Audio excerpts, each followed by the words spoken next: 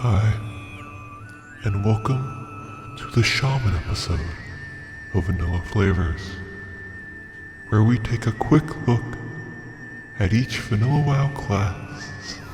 What am I doing? Shaman is the ultimate support class with a few tricks up its sleeve. With an overwhelming arsenal of totems and some crazy burst in PvP, there's a little bit of something everybody will like about the Shaman. So let's see how these Horde warriors of the elements can support their bros while one-shotting some hoes. So the most efficient way to level as a Shaman is a hybrid enhancement sort of spec. You'll be relying on a shield and a quick main hand for those steady flame tongue procs and auto attacks. I am warning you though, the spec is extremely boring, but it is the most efficient. You can go a two-hander enhancement sort of spec, but you will have a bit more downtime.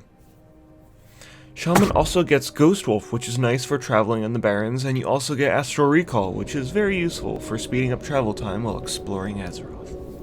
How did Astral Recall take me? Wait a second. Wait, this isn't vanilla WoW. Oh god, take me back! Take me back, please! Sadly, Shamans have the same fate as all the other hybrid classes in that you will usually be healing. Elemental is labeled as one of the F-tier DPS when talking about raids. You'll need a whole bunch of consumables to keep up with everyone else, and even then you aren't really keeping up with anybody. You run out of mana crazy quickly, but you do have some bursts that can be helpful in dungeons.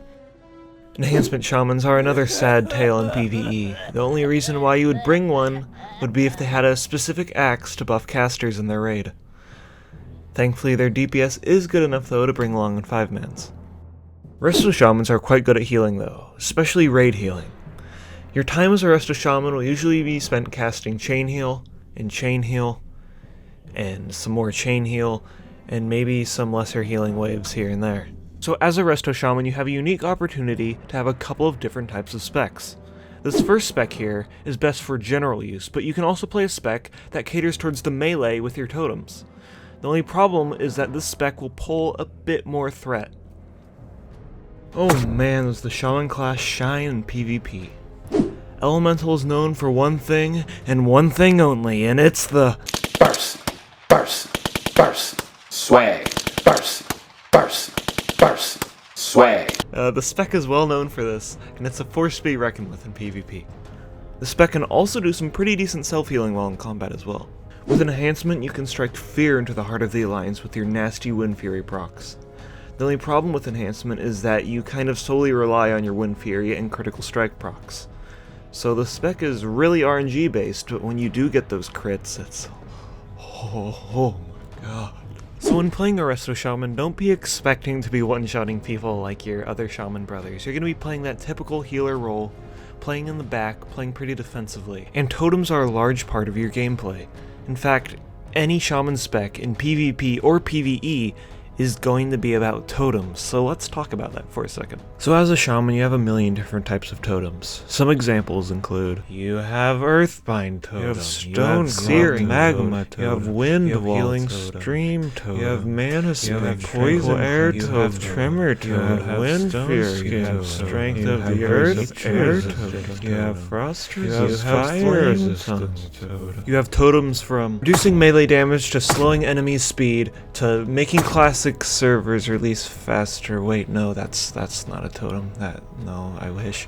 So the point I'm trying to make is, if you want to be considered a great player at this class, you're going to need to be very good at using your totems effectively. It's the most important part about this class, and I can't stress you enough how important it is to use these to your advantage.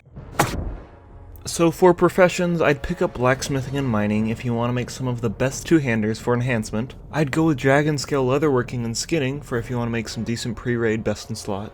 And I'd pick up herbalism and alchemy if you're playing a resto spec, because you don't really have to kill anything. So to use your totem spells as a shaman, you need to do a quest to get a totem for that specific element. So for example, if you want to use a flame tongue totem, well then you're going to need a fire totem to use it. So the first shaman specific quest has you climbing the mountains and taking fat rips on a spiritual journey to get your first totem. 100 on my wrist, 80 on my wrist, 100 on my wrist, 80 on my wrist. You can have 4 totems of each element out at a time. So you can have a fire-based totem, a water-based, an air-based, and a rock-based. there's a sentry type of totem that you can use as a surveillance camera of sort. And I think that's pretty cool. I didn't even know this totem existed. And, yep. There's no joke here. I just thought it was cool, so yeah. So that's the Shaman class. I'd recommend this class for anybody that's looking to support their bros in an unlimited amount of ways. Somebody that's looking to one-shot some fools. Or somebody that's okay with healing in PvE. I mean, you can DPS, I mean, I'm not really...